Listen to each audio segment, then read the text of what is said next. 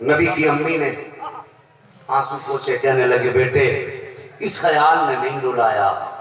امی پھر کس خیال میں رلایا؟ کہتی ہیں آج مجھے تیرے باپ عبداللہ کی یاد آ گئی۔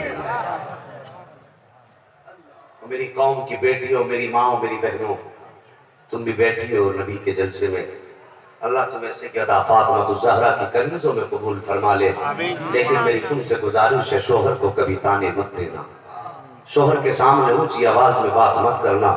تمہیں پتا کیا ہے شوہر کیا ہوتا ہے، تمہیں پتا کیا ہے شوہر کتنی عظیم نعمت ہے عورت کے لیے۔ اگر یہ بات بیان کروں تو باتیں بہت لمبی ہو جائیں گی۔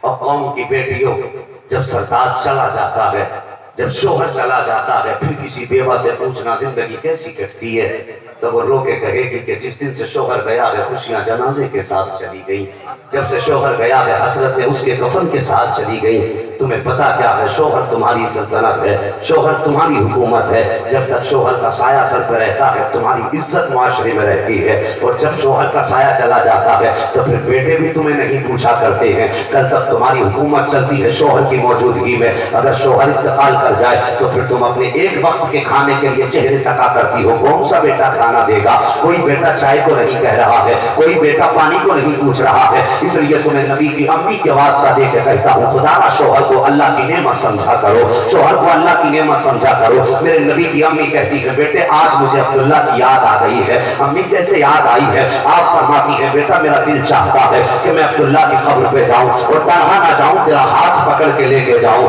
تیرا ہاتھ پکڑ کے لے کے جاؤں۔ امی کس لیے؟ اور جا کے عبداللہ سے یہ کہوں گی کہ عبداللہ تم تو مجھے تنہا چھوڑ کے آئے تھے، لیکن میں تنہا نہیں آئی ہوں، تمہارے چمن کا سب سے پیارا پھول محمد لے کے آئے۔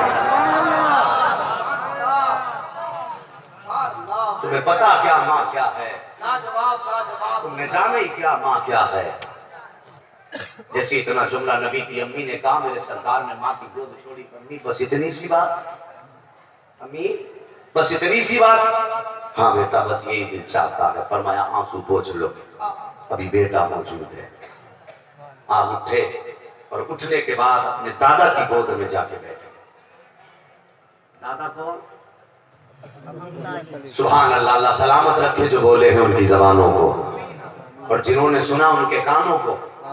اب جنہوں نے آمین کہا ہے اللہ انہیں بھی سلامت رکھے۔ وہ لوگوں آپ اٹھے اپنے دادا عبد المطلب کی گود میں جا کے بیٹھ گئے۔